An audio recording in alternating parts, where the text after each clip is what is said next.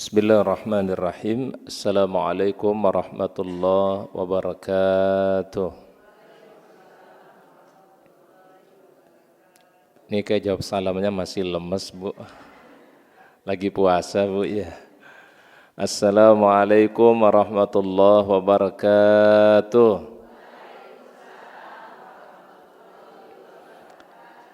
Innal hamdalillah nahmaduhu wa nasta'inuhu wa nastaghfiruh wa na'udzu billahi min syururi anfusina wa min sayyiati a'malina may yahdihillahu fala mudhillalah wa may yudlil fala hadiyalah.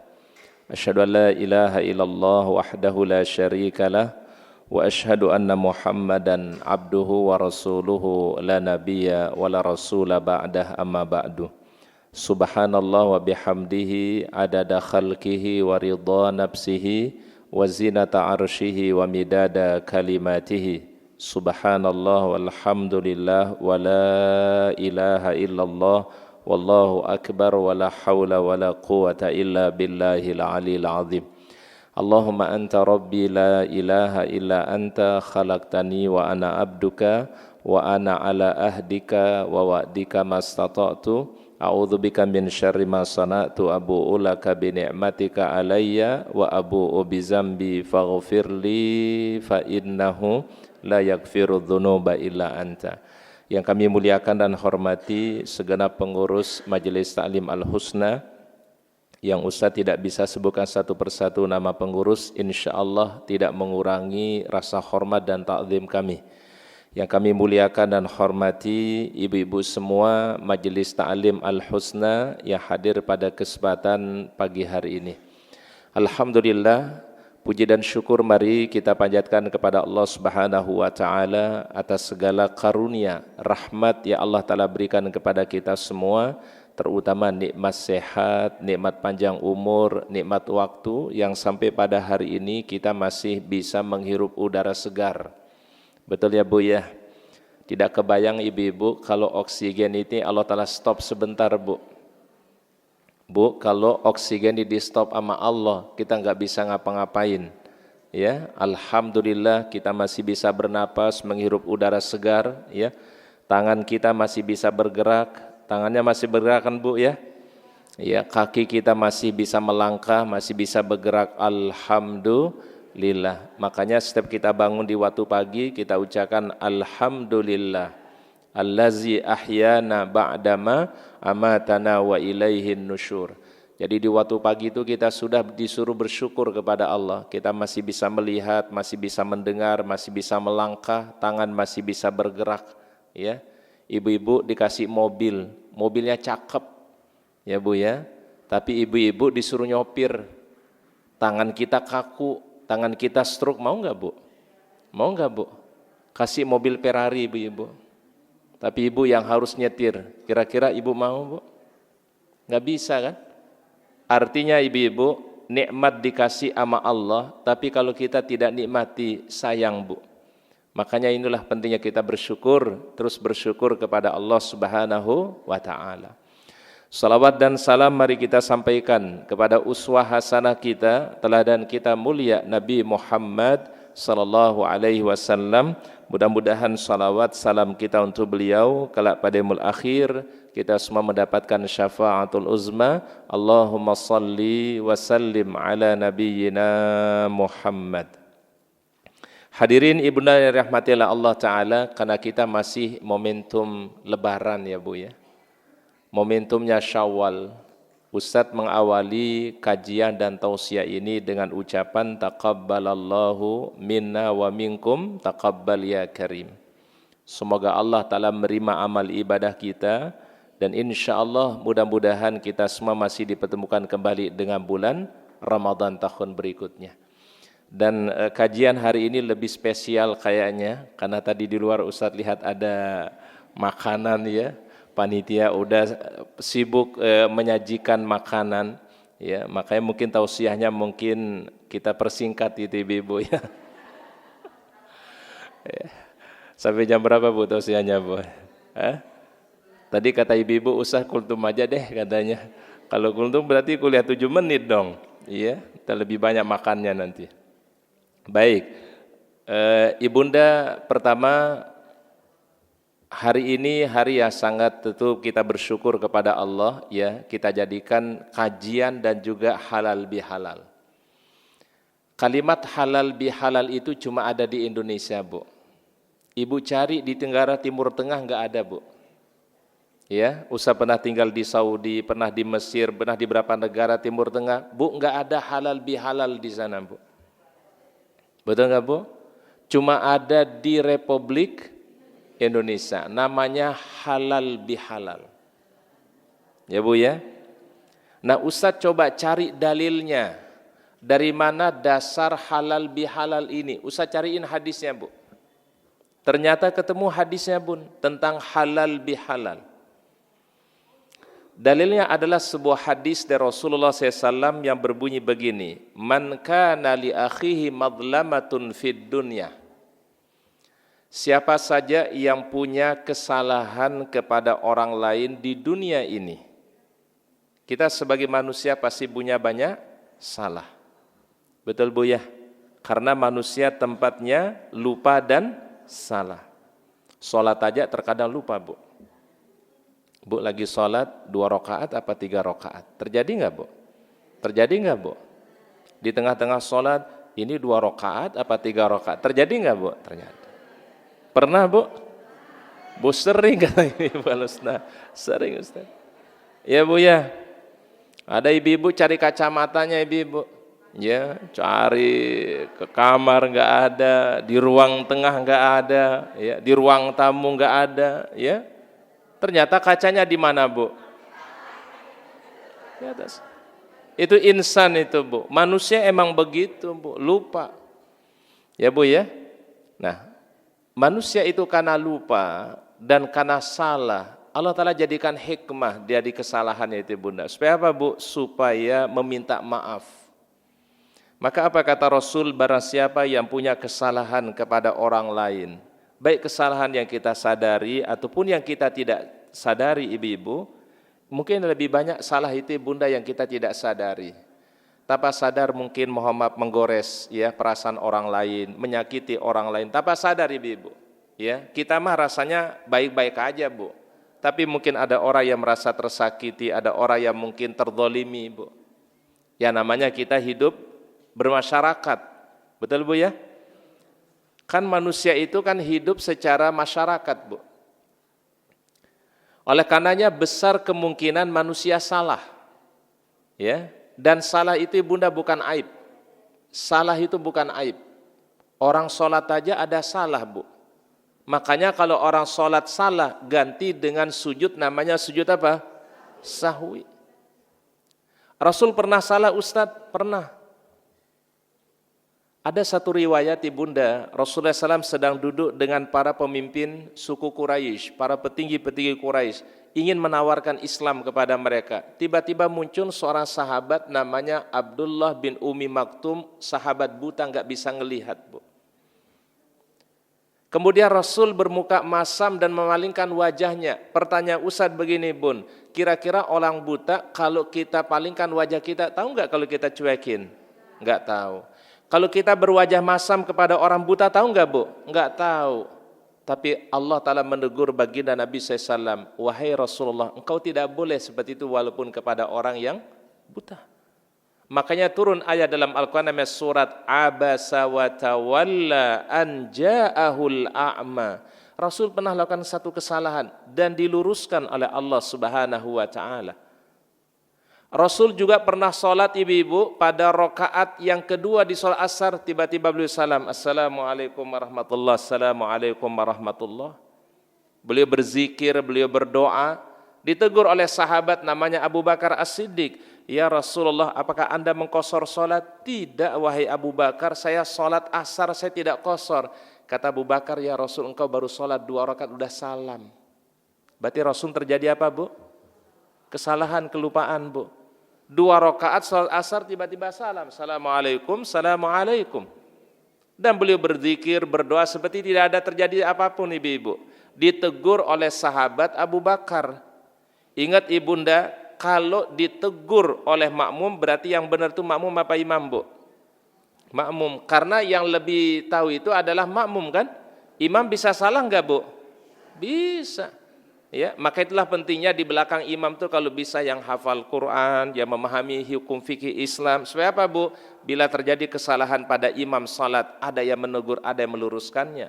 Rasul pernah diluruskan ibunda ketika beliau salah dalam salatnya. Maka kemudian beliau sujud 2 kali, inilah kemudian dalam fikih nanti namanya sujudus sahwi. Jadi ibunda kalau tertinggal tahiyat awal itu diganti dengan sujudus sahwi. Atau mungkin ya kurang rakaat pada salat kita baru kita ingat setelah salam, maka lakukan nanti sujud sahwi ya. Jadi apapun terjadi kesalahan dalam salat itu diganti dengan sujud namanya sujudus sahwi, terutama kalau lupa dan salah, Bu. Baik, apa kata beliau tadi? Siapa saja yang punya kesalahan di dunia ini, falyatahallalhul yaum, kata Nabi, tolong minta kehalalan di dunia.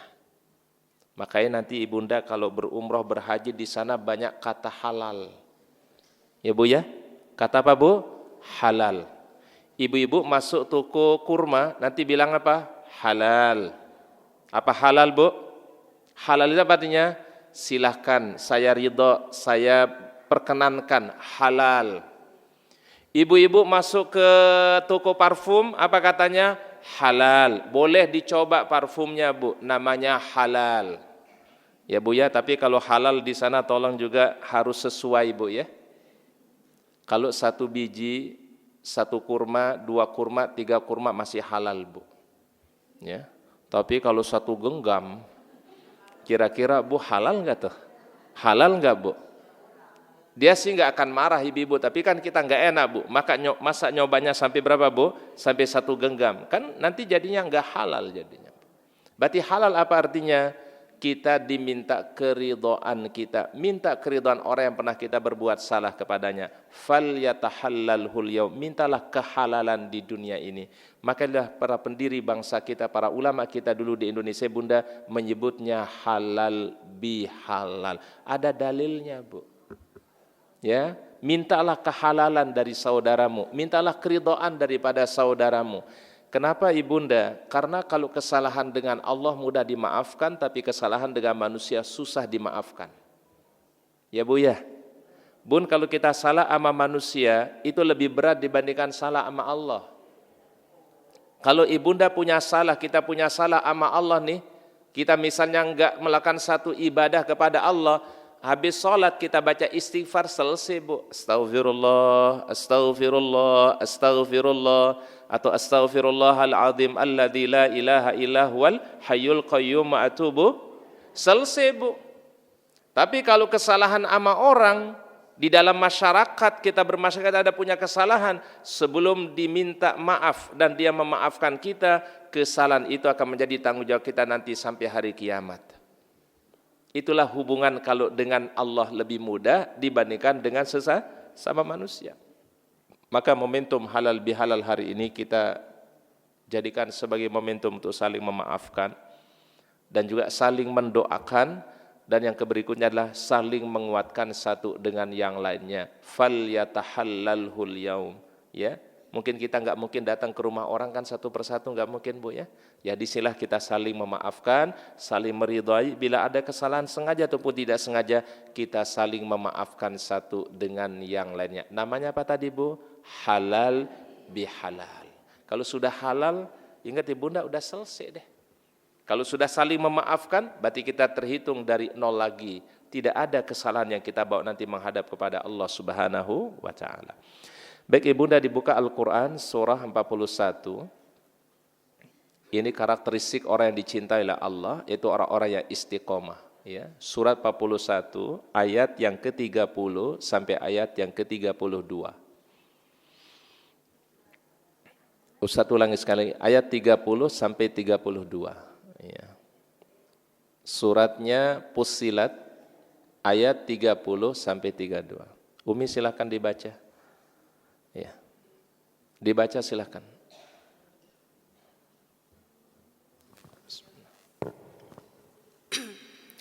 Sesungguhnya orang-orang yang mengatakan Tuhan kami adalah Allah, kemudian mereka meneguhkan pendirian mereka Maka malaikat-malaikat akan turun kepada mereka dengan berkata, "Janganlah kamu merasa takut dan janganlah kamu bersedih hati, dan bergembiralah kamu dengan memperoleh surga yang telah dijanjikan kepadamu."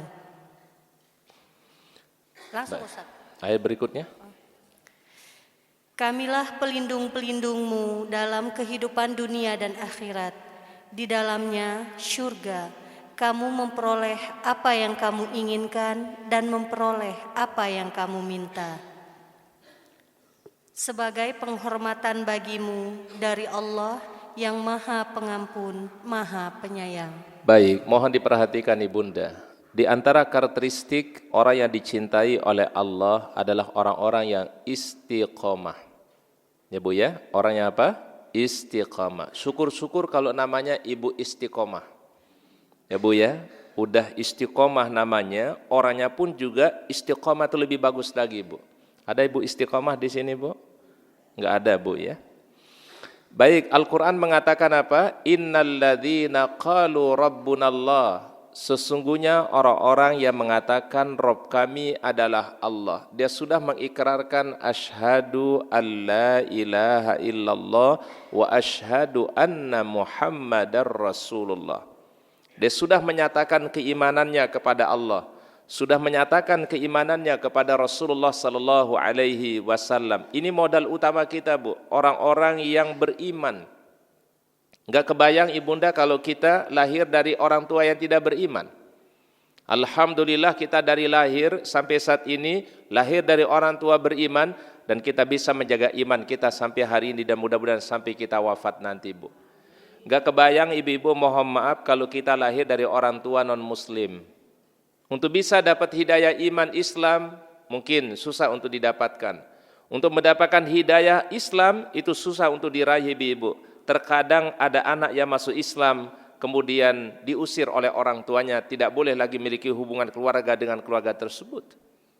Tidak sedikit orang yang mu'allaf itu ibu-ibu diusir dari rumahnya, bahkan tidak dikasih lagi fasilitas oleh kedua orang tuanya. Kita Masya Allah, Alhamdulillah lahir dari orang tua yang beriman. Ini satu nikmat ibu-ibu, ya mungkin nikmat ini tidak didapatkan oleh banyak orang ibu-ibu. Innalladzina qalu rabbunallah, yang sudah mengatakan Tuhan kami adalah Allah.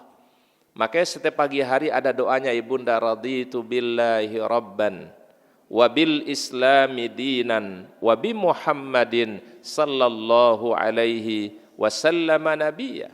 Ini kalau diucapkan kata Rasul ibunda, Allah Ta'ala ridha kepada kita. Raditu billahi rabban, aku ridha Allah sebagai Rabbku. Wa bil islami dinan, aku ridha Islam sebagai agamaku. Wa bi Muhammadin sallallahu alaihi wasallam nabiyyan, dan aku ridha Nabi Muhammad sebagai nabiku dan rasulku. Itu kita ucapkan setiap hari bunda. Raditu billahi rabban wa bil islami dinan wa bi Muhammadin sallallahu alaihi wasallam nabiyya. Kalau itu dibaca setiap hari kata Rasul, falahur ridha, Allah Ta'ala berikan keridhaan kepada kita semua. Innalladzina qalu rabbunallah, orang-orang yang mengatakan Rabb kami adalah Allah. Ini sekarang kita lihat di Timur Tengah ibunda, konflik yang luar biasa. Kalau Ustaz katakan ini konflik antara iman dan kekufuran Bu. Paham ibu-ibu? Coba perhatikan ibu-ibu, negara-negara Arab, kita sayang sekali ibu-ibu, negara Arab itu ibunda semua menjadi pengekornya Israel, kecuali Iran ibu-ibu. Paham ibu-ibu? Makanya Iran itu berani ibunda berhadapan dengan negara Zionis, Israel yang selama ini menjajah negara Islam pun. Satu-satunya negara Islam yang berani melawan Israel dan Amerika itu adalah Iran Bu. Paham ibu-ibu? Ini harus dilihat kajiannya secara kajian akhir zaman ibu-ibu. Makanya ibu-ibu, kalau kita lihat peta politik, geopolitik hari ini bunda, jangan salah berpihak. Siapa lawan, siapa kawan. Ingat ibu-ibu, siapa saja yang berhadapan dengan Israel, siapapun yang berhadapan dengan Israel penjajah Zionis, itu adalah harus kita bela. Apalagi dia adalah bagian daripada umat Islam. Ini kan terkadang sekarang diarahkan seakan-akan ini adalah tidak ada hubungannya dengan agama ibu-ibu. Paham ibu-ibu?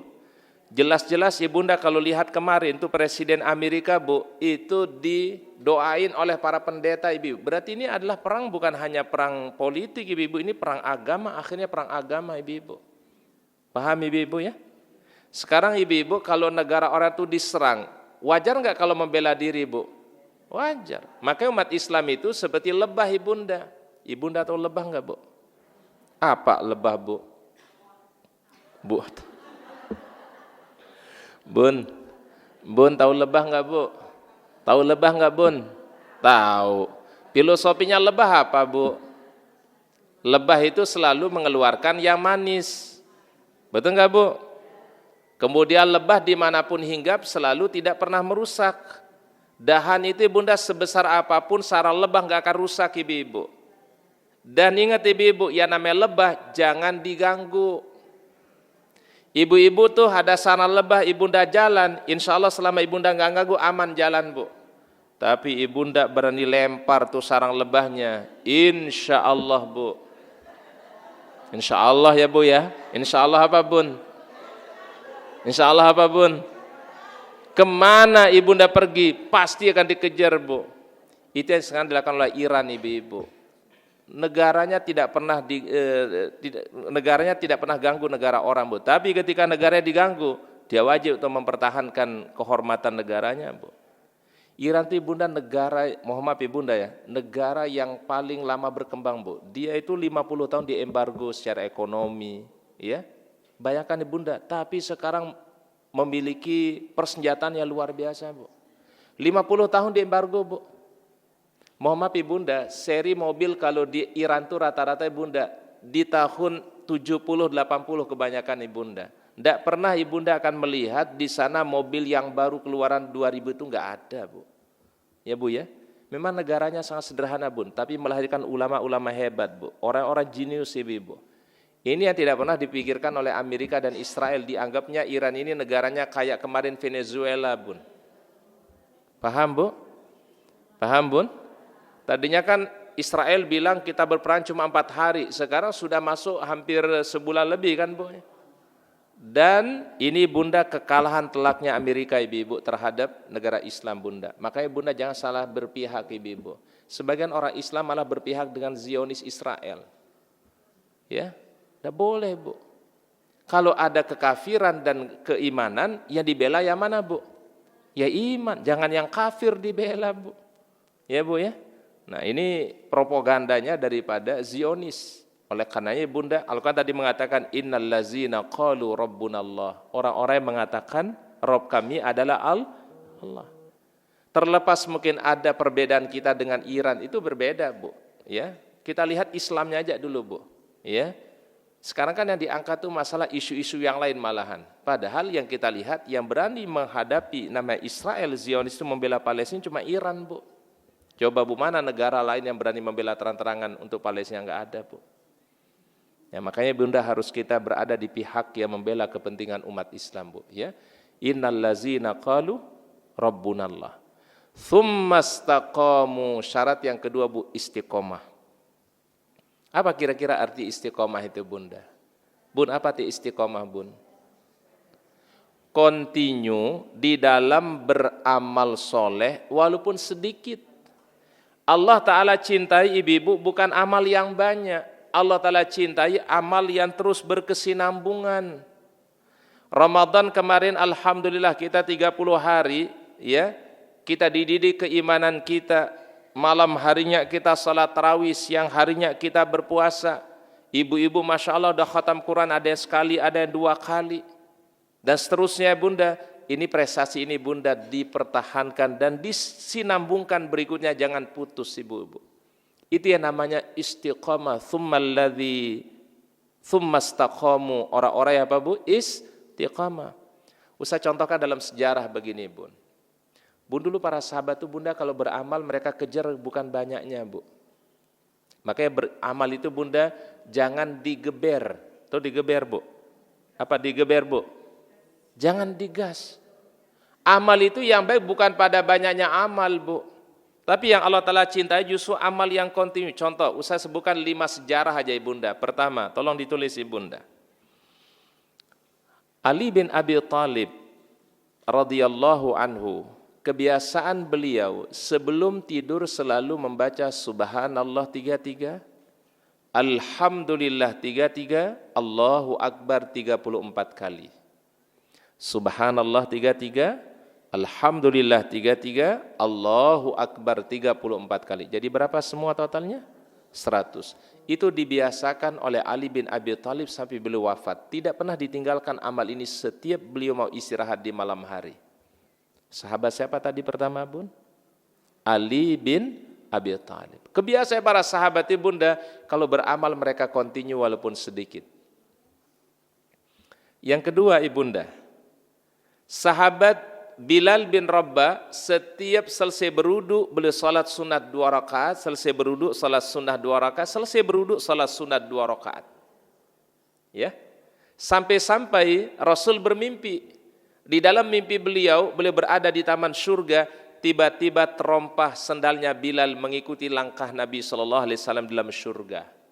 Jadi cuma sendalnya aja, Bu, ngikuti langkah Nabi di surga. Besok pagi Bilal dipanggil sama Nabi, "Wahai Bilal, semalam aku mendengar terompahmu mengikuti langkahku di surga. Apa amalan terbaikmu, wahai Bilal?"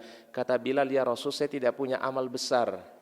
Tapi setiap selesai berwudu, saya sholat 2 rakaat. Selesai berwudu, sholat 2 rakaat. Selesai berwudu, sholat sunat 2 rakaat." Itu kebiasaannya Bilal sampai belum meninggal dunia. Itu yang kedua, Bun, ya. Sahabat-sahabat tadi, Bu? Bilal. Bilal itu apanya yang terdengar di surga? Terompahnya sudah ada di surga. Insya Allah ibu-ibu al-husna, jilbabnya, ya hijabnya sudah ada di surga insya Allah. Ya, syaratnya tadi, Bun, setiap selesai wudu salat 2 rakaat, selesai wudu salat, hijabnya insya Allah udah ada di surga, Bu. Kalau Bilal apanya tadi, Bu? Ya, terompahnya udah ada di surga, Bu. Itu amalannya Bilal, Bu. Sahabat yang ketiga yaitu adalah Abu Hurairah. Abu Hurairah kebiasaan Bunda yaitu adalah witir sebelum tidur. Setiap beliau mau tidur, beliau witir lebih dahulu. Itu kebiasaan sahabat Abu Hurairah radhiyallahu anhu. Bahkan beliau juga yang mendawamkan, merutinkan puasa sunnah Ayyamul Bid. Tanggal 13, 14, dan 15 setiap pertengahan bulan. Itu kebiasaannya Abu Hurairah. Dan salat duha 2 rakaat setiap hari dia lakukan. Itu kebiasaan siapa? Abu Hurairah radhiyallahu anhu. Apa kebiasaan Abu Hurairah? Salat witir sebelum tidur, puasa sunnah Ayyamul Bid 3 hari, dan salat duha sebanyak 2 rakaat. Yang keempat, Ibunda, sahabat yang mulia ada namanya Jabir bin Abdillah. Apa kebiasaan Jabir bin Abdillah? Beliau sahabat selalu menjaga salat istikharah. Setiap hari salat istikharah, ibu-ibu. Dulu orang istikharah itu, Bunda, salat cari jodoh. Betul, Bu? Ibu-ibu dulu pas mau cari jodoh salat kan? Salat apa, Bu? Istikharah. Sesudah dapat jodoh, Bu? Bu? Bun? Mau cari jodoh, salat istikharah. Sesudah dapat jodoh? Kagak istikharah, Bu. Karena persepsi kita istikharah itu hanya untuk cari jodoh. Sudah dapat jodoh, selesai istikharahnya, Bu. Padahal istikharah itu salat meminta petunjuk yang terbaik. Namanya istikharah.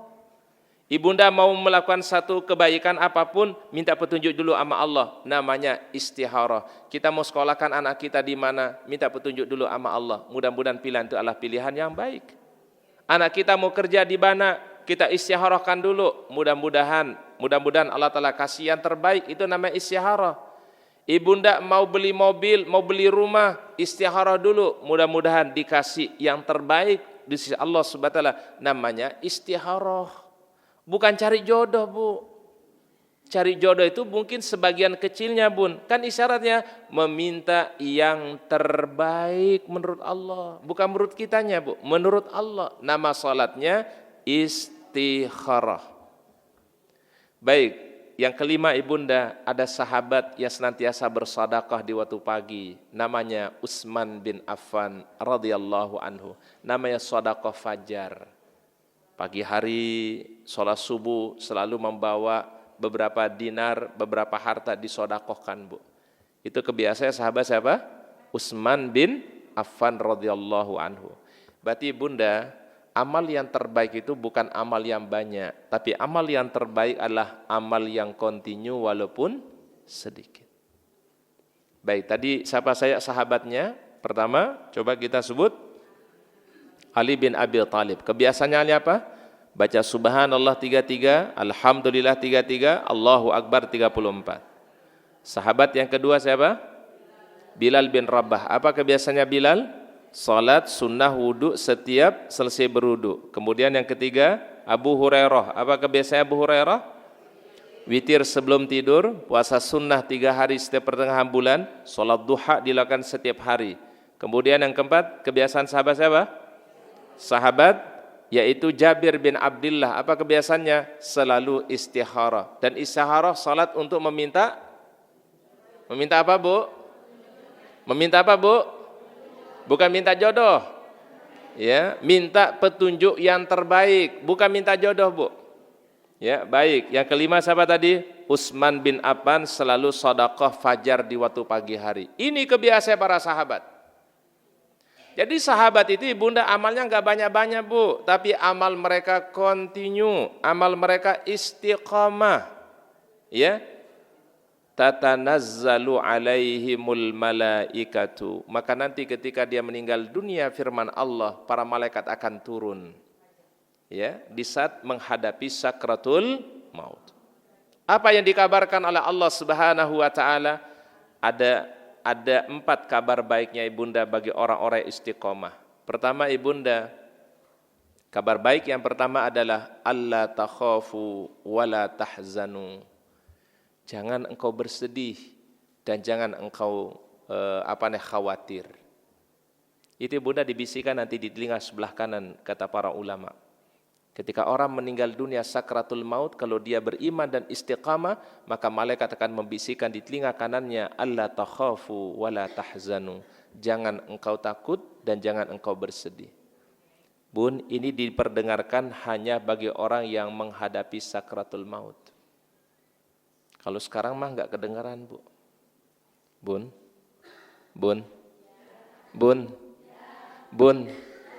Kalau sekarang mah belum kedengaran. Mau dengar, Bu? Ada yang kepingin dengar, Bu?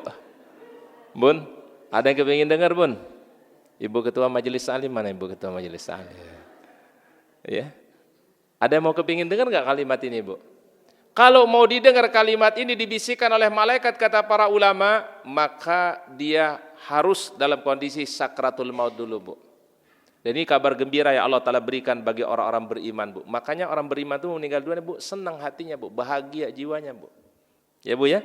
Karena dikasih kabar gembira yang terbaik. Alla takhafu wala tahzanu. Jangan engkau takut dan jangan engkau bersedih. Bun, apa yang ditakutkan oleh manusia ketika meninggal dunia kata para ulama? Kehidupan akhirat yang begitu dahsyat. Tapi dikasih tahu oleh malaikat, jangan kamu takut. Apa yang disedihkan oleh manusia?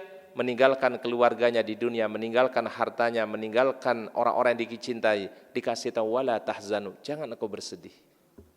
Itu dikasih nanti kabar gembira itu, Bu, di telinga kanan kita ketika menghadapi sakratul maut. Tapi sekarang sekali lagi Bunda, belum kedengar. Ya, Bu ya, belum kedengar nih, Bu. Ya. Karena kenapa? Syaratnya sakratul maut dulu, Bu. Bun, ada hadis juga begini, Bu. Barang siapa yang membaca ayat kursi setiap selesai salat, dia pasti masuk surga, ya, bila ia, dan tidak ada yang menghalangi dia masuk surga kecuali apa? Kematian. Paham mana hadisnya, Bunda? Ustaz tulis sekali lagi. Barang siapa membaca ayat kursi setiap selesai salat, lam yamnahu min dukhulil jannah ilal maut.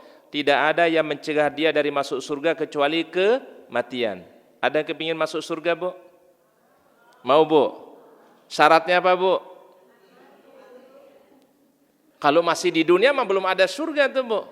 Syaratnya kata Rasul, mati dulu. Makanya amalannya ayat kursi setiap selesai salat, Bu. Coba diperhatikan hadisnya. Barang siapa membaca ayat kursi setiap selesai salat, maka dia tidak ada yang menghalangi dia masuk surga kecuali apa, Bu? Kematian. Apa maknanya? Kalau mau masuk surga berarti syaratnya apa? Kepingin, Bu? Oh, belum. Bu, surga, Bu? Surga, Bu? Bu, Ustaz tanya, Bu. Bu kepingin, Bu? Kepingin masuk surga enggak, Bu? Kapan? Nanti kapan, Bu? Hah? Nunggu waktunya, Bu. Bukan kata Rasul sudah jelas, siapa yang baca ayat kursi setiap selesai sholat, tidak ada yang menghalangi dia masuk surga kecuali apa, Bu? Kematian. Berarti bunda orang beriman dikasih kabar gembira sebenarnya. Jangan khawatir kalau engkau baca ayat kursi setiap selesai sholat, dijamin masuk surga. Tapi ada syarat ketentuannya. Apa syarat ketentuannya? Mati dulu.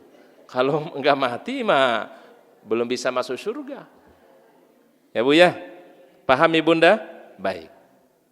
Sama kayak ayat tadi, Bu. Dibisikkan oleh malaikat tadi kabar gembira, syaratnya cuma satu, Bun, sakaratul maut dulu, Bu. Kalau enggak sakaratul maut enggak ada. Baik, yang kedua, kabar gembira yang kedua di ayat tadi, wa absyiru bil jannati. Kami berikan kabar gembira kepadamu wahai orang beriman, surga Allah Taala telah menantimu. Ya Allah. Bu, berarti orang waktu sakratul maut sudah dikasih tahu tuh, wahai si fulan, ente ini ahlul jannah, udah dikasih tahu, Bu. Maka ibu bahagia orang yang sudah beriman, ya sudah ucapkan asyhadu alla ilaha illallah wa asyhadu anna muhammadar rasul. Maka bunda jangan memponis orang mudah dengan kalimat kafir, sesat, hati-hati, Bu. Sekarang ini kita sayang sekali, Bu. Ada sebagian umat Islam mudah menjustifikasi orang tuh masuk kafir, sesat. Ya, Bu ya. Padahal surga Allah Ta'ala itu luas, Bu. Ya. Apa kata Rasul, Ibu? Siapa yang ucapkan la ilaha illallah dengan penuh keyakinan dalam hatinya, haramahullahu alaihi minanar, Allah Ta'ala haramkan jasanya disentuh api neraka, Bu. Lo orang sudah beriman, sudah berislam, itu udah jaminannya bukan dari ustadz, bukan jaminannya dari ulama, langsung Rasul yang menjamin tidak akan tersentuh oleh api neraka, kata Nabi saya. Siapa sih ucapkan kalimat apa? La ilaha illallah. Makanya pendiri Muhammadiyah itu pernah mengatakan begini, Bu. Siapa pendiri Muhammadiyah, Ibu? Bu, siapa tahu pendiri Muhammadiyah? Siapa namanya? Kiai Ahmad Dahlan. Kalau pendiri Nahdlatul Ulama NU namanya Hasyim Asy'ari. Ingat Ibunda, secara senioritas itu adalah Kiai Ahmad Dahlan lebih senior dibandingkan Hasyim Asy'ari, Bu. Dan ini dua sahabat baik, Ibu. Jadi NU Muhammadiyah itu Bunda sahabatan, Bu. Jangan dipertentangkan, Ibu. Ya. Walaupun mungkin dalam amaliyahnya berbeda, Bu ya. Yang satu kunut waktu subuh, ada yang satu tidak kunut. Itu hal yang wajar, enggak ada masalah, Ibu. Ada yang mungkin zikirnya mungkin sir, pelan, ada yang mungkin zikirnya keras, enggak ada masalah, Ibu. Itu sahabat baik mereka, Ibunda. Ada pesan terbaiknya Muhammad Dahlan bilang begini, Ki Ahmad Dahlan bilang gini. Ulama dahulu itu, Bunda, mengislamkan orang yang tadi kafir jadi Islam, tapi kalau orang sekarang mengkafirkan orang yang sudah masuk Islam. Paham maknanya, Bu? Paham maknanya, Bu? Bu? Bu? Bu? Bun?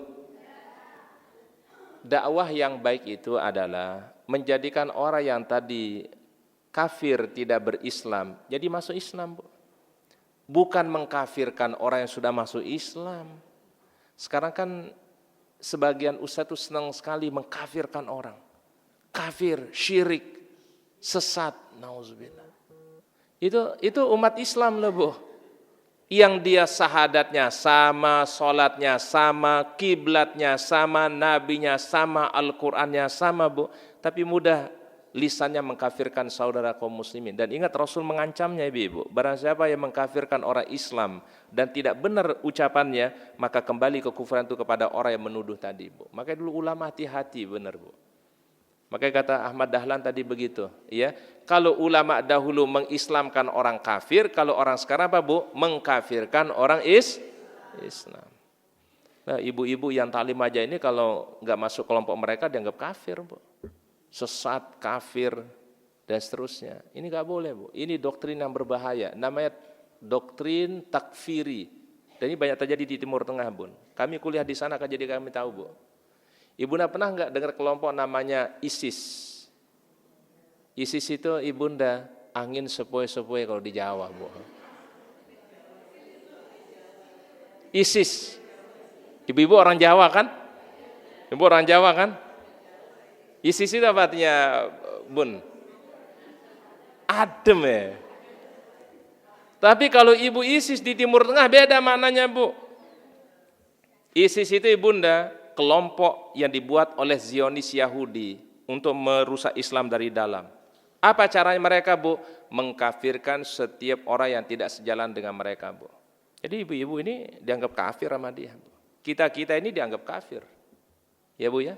Kalau enggak berbeat sama pimpinan dia, kalau kita enggak yakini kelompok dia benar, kita dianggap kafir semua, Bu. Siapa yang menciptakannya, Bunda? Ini kerjanya Zionis Yahudi untuk melemahkan Islam dari dalam, Bu. Maka umat ini tolong sadar gitu, Bu. Usah gemes sekarang kalau yang gini-gini, Bu. Ya. Tolong umat ini sadar gitu, Bunda. Jangan mudah dibenturkan satu dengan yang lainnya, Bu. Ya.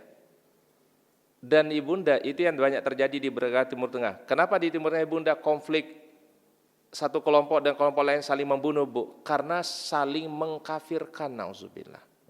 Kami punya teman kuliah ibunda dari Somal, Bu. Dia anggota DPR-nya, Bu. Dulu kami kuliah, Bu. Waktu lagi liburan, ibunda, pulang-pulang cuma namanya doang, Bu. Jadi beliau lagi sholat, ibu-ibu, di satu masjid, Bunda, itu tiba-tiba dibredel dengan senjata dari luar, ibu-ibu. Yang membredel ini pakai Allahu Akbar, Bu. Yang dibredel lagi sholat, Bu. Berarti ini, Bunda, yang diingatkan oleh para ulama, jangan mudah mengkafirkan dan menyesatkan orang Islam. Itulah akhirnya mudah menimbulkan apa, Bu? Konflik. Ya, Bu ya, tolong. Kalau ada pemikiran yang seperti itu, tolong dihati-hatikan. Apalagi yang ekstrim terhadap umat Islam, ibu-ibu. Mudah mengkafirkan, mudah menyesatkan, mudah menganggap salah dan seterusnya, ibu-ibu. Ya. Ini kan sekarang kita diperlihatkan oleh Allah Ta'ala dengan kejadian perang Israel dan Iran ini, Bu. Ternyata selama ini, Bunda, kelompok-kelompok yang mudah menyalahkan itu, Bunda, itu kerjaan Zionis. Paham, Bu? Untuk apa tujuan, Ustaz? Untuk melemahkan umat Islam dari dalam, Bu. Makanya umat Islam dibelah, Bu, dipecah belah, Bu. Ormas ini, kelompok ini. Memang tujuan supaya apa, Bu? Umat Islam jadi disibukkan, ibu-ibu. Ini baru ketahuan sekarang, Bu, dengan perang ini, Bunda. Oh, ternyata memang orang Zionis Israel itu memang begitu caranya, Bu. Ya, Bu ya, negara Islam diadu domba satu dengan yang lainnya, pemimpin negara Islam diadu domba satu dengan yang lainnya. Kelompok pengajian diadu domba satu dengan yang lain. Memang itu kerjaannya. Makanya ibu-ibu, kalau ada kelompok yang memecah belah, itu kerjaannya sekali lagi Zionis. Paham, Bun? Kerjaannya siapa, Bu? Ini yang diinginkan oleh Yahudi itu, Bun. Lan tardha ankal yahudu walan nasara hatta tattabi'a millatahum. Ya, ibu ya. Makanya ibunda, Allah Ta'ala banyak membuka hikmah dengan kejadian-kejadian yang terjadi hari-hari ini. Ya Allah, ternyata, Bun, sampai negara Arab Saudi aja, Bunda, dibilang apa, Bu? Itu pemimpin Arab Saudi, itu seakan-akan menjadi pengekor daripada Amerika. Bayangkan, Bun. Segitu mereka ingin merusak Islam, ibu-ibu. Makanya sekarang pemimpin negara Islam itu baru pada sadar gitu, Bu. Pertanyaan kita, Bunda, kemarin-marin kemana, Bu? Ya, Bu ya, dan ini menjadi pembelajaran besar bagi umat Islam. Makanya, Bunda, dengan Iran berhadapan dengan Israel ini, kita harus dukung perjuangannya Iran, Bu. Mudah-mudahan ini awal dari kemenangan umat Islam, insya Allah, ibu-ibu. Ya, Bu ya. Baik, berikutnya, Bunda. Ditulis berikutnya, Bunda, keutamaan istiqomah. Pertama, Ibunda,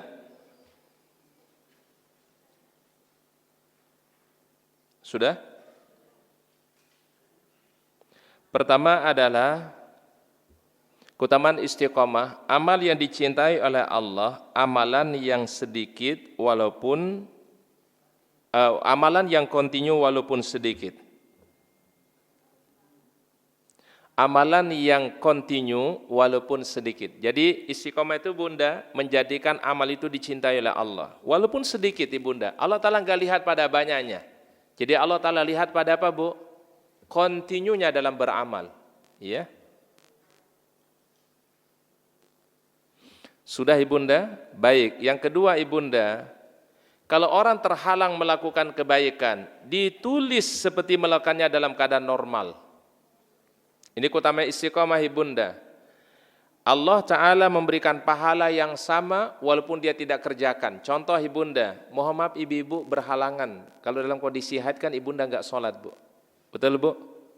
Ibunda biasa sholat tahajud, tapi kalau lagi datang bulan kan enggak bisa tahajud. Betul, Bun? Kalau ibunda lagi suci, ibunda bisa duha, tapi begitu dalam keadaan bulan, ibunda tidak bisa sholat duha.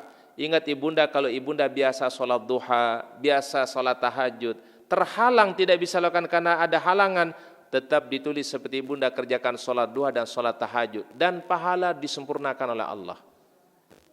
Paham, Bun? Ibunda biasa baca zikir pagi, zikir sore, baca maksurat kalau dalam keadaan datang bulan. Lagi dalam bepergian, dalam keadaan datang bulan, kita enggak baca, misalkan ada halangan, tetap ditulis pahala yang sama dan sempurna oleh Allah Subhanahu wa Ta'ala. Kenapa, Bun? Apa? Termasuk yang sakit, yang safar, bepergian, yang halangan. Yang penting deh, ibu-ibu paling banyak ada pahalanya deh. Ya, betul enggak, Bu? Ibu-ibu kan berhalangan minimal 3 hari. Kan wanita haid itu ada yang 3 hari ya, Bu ya? Ada yang 5 hari, ada yang 7 hari, bahkan ada yang 11 hari itu, Bun. Selama dia halangan dan ia biasa sholat tahajud, biasa sholat duha, biasa puasa Senin, hari Kamis misalnya, tapi karena dia halangan gak bisa dilakukan, tetap ditulis pahala yang sama oleh Allah. Paham, Bu? Makanya ibunda itulah pentingnya istiqomah. Baik, keutamaan yang ketiga istiqomah itu bunda adalah Allah Ta'ala jadikan sebab husnul khatimah keistiqomahan. Orang yang wafat ibunda itu rata-rata sebagai karena istiqomah, Bu. Husnul khatimah, akhir hidupnya baik, di ujungnya adalah karena dia istiqomah. Orang yang biasa sholat, biasanya meninggal dunia enggak jauh-jauh, Bu. Mungkin habis sholat, betul, Bu? Orang yang biasa taklim, ibunda biasanya wafatnya enggak jauh-jauh, Bu, dari tempat taklim biasanya, Bu. Ya, Bu ya. Tapi orang yang mohon maaf ibunda yang biasa cekek botol, Bu. Tahu cekek botol kan, Bu? Ustaz masih halus bahasanya, Bu, cekek botol, Bu. Tahu, Bu, cekek botol, Bu? Minuman keras, Bu, cekek botol, Bu. Paham, Bun? Biasanya wafatnya enggak jauh-jauh ibu-ibu. Wafatnya sesuai dengan kebiasaannya. Betul enggak, Bu? Maka orang berbuat kemaksiatan itu hati-hati. Kalau dia meninggal dunia, mohon maaf ibunda, Allah Ta'ala wafatkan dia dalam keadaan berbuat kemaksiatan, dosa kepada Allah Subhanahu wa Ta'ala. Ya, Bu ya? Dan ada yang mohon maaf ibunda, ada orang meninggal dunia dalam keadaan berzina, diwafatkan dalam keadaan berzina oleh Allah. Nauzubillah. Makanya ibunda, kebiasaan itu menjadi sebab daripada menentukan akhir kita. Kalau kebiasaan baik, insya Allah wafatnya husnul khatimah. Tadi keutamaan yang ketiga apa? Orang yang istiqamah, akhir hidupnya diberikan husnul khatimah oleh Allah. Baik, keutamaan yang keempat. Istiqamah itu adalah akan melahirkan semangat dalam beramal soleh. Kata para ulama salafus saleh itu bunda, kalau orang beramal solehnya kontinu, itu akan menjadikan semangat dalam beramal soleh. Makanya bunda kalau mau nggak bosan beramal itu bunda sedikit tetapi kontinu. Ya, Bu ya. Makanya ibunda mohon maaf, ibunda kalau lagi berat, ngantuk berat ibunda lagi baca Quran, bagusnya lanjutin ngaji atau istirahat dulu, Bu. Lagi ngaji, ini bundanya udah ngantuk berat, ibunda kira-kira lanjutin ngaji, tilawah apa istirahat dulu kata Nabi? Istirahat dulu. Ya, Bu ya. Paham, Bun? Kalau lagi capek, ya adalah tinggalkan aja, nggak ada masalah. Nanti kalau udah istirahat, udah seger lagi, baru ngaji, Bu. Kenapa Ustadz nggak boleh orang ngaji dalam keadaan ngantuk? Salah baca ayat nanti, Bu. Paham, Bu? Iya, jadi mohon maaf ibunda kayak tadi kiroahnya bagus tuh misalnya bunda. Bun kalau salah baca, salah mana, Bu? Ya, Bu ya. Kalau Al-Fatihah kan bacaannya yang benar misalnya Alhamdulillahirabbil alamin. Pakai ain. Tapi kalau pakai alif itu beda maknanya, Bu. Alhamdulillahirabbil alamin. Beda maknanya, Bu. Makanya harus benar bacaannya, makharijul hurufnya. Alamin itu artinya alam semesta, kalau alamin orang-orang sakit. Pahami Bunda? Jauh nggak maknanya Bu? Jauh, yang satu adalah orang yang sakit, yang satu maknanya alam semesta. Alhamdulillahi Rabbil Alamin. Alam itu alam semesta. Tapi alamin orang-orang yang sakit. Coba Bu, kalau salah baca, gimana itu Bu? Makanya Bu, jangan sampai salah baca makharijul huruf. Dulu kita kalau kuliah itu Bunda, 1 semester khusus untuk makharijul huruf. Kita kalau kuliah di Timur Tengah itu Bunda, 1 semester mata kuliah wajib belajar makharijul huruf. Jangan salah baca Bu. Salah baca bisa berbeda. Antara nikmat dengan nikmat beda Bu. Nikmat itu kebaikan, tapi nikmat kehancuran Bu. Makanya jangan terlupa juga Bu ya. Waduh, alhamdulillah hari ini dikasih nikmat sama Allah. Nikmat itu beda artinya Bun. Nikmat beda Bu. Kalau pakai ain itu bagus. Nikmat itu karunia, kebaikan dari Allah. Tapi nikmat, kehancuran, kebinasaan itu namanya nikmat. Itu cuma beda dikit aja Bu. Ain sama qaf. Ain artinya kebaikan, nikmat. Tapi nikmat itu artinya apa Bu? Kehancuran, kebinasaan. Makanya terlalu paseh juga jangan juga rupanya Bu ya. Alhamdulillah hari ini dikasih nikmat sama Allah. Bu, nikmat. Nikmat itu kehancuran artinya Bu. Iya. Baik, artinya Bunda, luruskanlah bacaan kita, perbagus bacaan kita, tahsin Al-Qur'an kita. Supaya kenapa? Supaya bacaan kita benar dan maknanya pun juga tidak salah. Ya. Baik, yang terakhir Bunda, ada doa yang mesti dibaca supaya kita istiqomah dalam kebaikan. Pertama adalah doa Allahumma ya muqallibal qulub tsabbit qalbi ala dinika. Ini didawamkan terus Bunda. Allahumma ya muqallibal qulub tsabbit qalbi ala dinika. Ya Allah, Engkau yang Maha membolak-balikan hati, tetapkanlah hatiku di atas agamamu. Insyaallah kalau ini kita sering dawamkan, hati menjadi lembut, hati akan menjadi istiqamah ya. Yang kedua, Rabbana la tuzigh qulubana ba'da iz hadaitana wa hab lana min ladunka rahmah innaka antal wahhab. Ya, Ustaz ulangi sekali lagi. Doa yang pertama apa? Allahumma ya muqallibal qulub sabbit qalbi ala dinika. Yang kedua, Rabbana la tuzigh qulubana ba'da iz hadaitana wa hab lana min ladunka rahmah innaka antal wahhab. Insyaallah mudah-mudahan dengan kita membaca doa tadi, Allah terjadikan kita orang-orang istiqamah, dilembutkan hati kita dan istiqamah di dalam kebaikan, kebenaran dan membela setiap kebaikan dan kebenaran insyaallah ya. Baik, mungkin dari Ustadz itu tausiah dapat kami sampaikan. Semoga Allah Ta'ala memberikan kita ilmu yang bermanfaat, Allah Ta'ala berikan kita barokahnya. Mungkin sebelum kita akhiri ada mau bertanya dulu, mungkin 1-2 penanya ya. Baik, silakan Ibunda.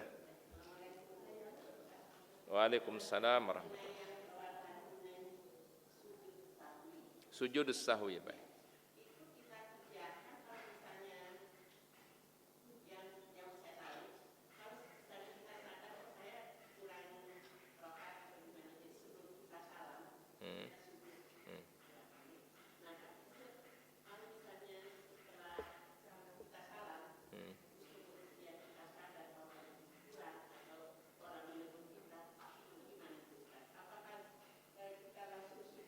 Atau sholatnya kita ulang. Assalamualaikum warahmatullahi wabarakatuh. Waalaikumsalam warahmatullahi wabarakatuh. Pertama Ibunda, kalau kita ingatnya masih dalam keadaan sholat, maka sujudnya tentu sebelum salam. Ya, jadi setelah innaka hamidum majid, kita kemudian sujud 2 kali, setelah itu baru kita assalamualaikum warahmatullahi wabarakatuh, assalamualaikum warahmatullahi wabarakatuh. Tapi kalau ingatnya setelah salam, tentu sujud sahwinya ba'da salam, tergantung kasusnya berarti Bunda.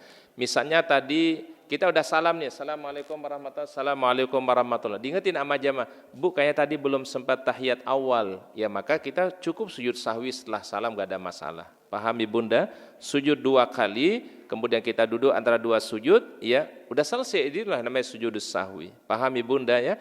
Tapi kalau di dalam sholat kita masih ingat atau kita ingat, maka sujud sahwinya sebelum salam. dan tidak perlu diulangi dari rakaat pertama ibunda, ya. Karena kalau orang lupa itu biasanya lah yang ditinggalkan biasanya bukan rukun. Tapi kalau yang ditinggalkan itu rukun, maka wajib diulangi dari awal. Seperti apa misalnya ibunda, ada orang sholat tapi nggak baca Al-Fatihah, Allahu Akbar, dia nggak jadi makmum ini bunda, ya, langsung dia ruku, tidak sujud, tidak baca Al-Fatihah, berarti tidak sah sholatnya, diulangi dari awal.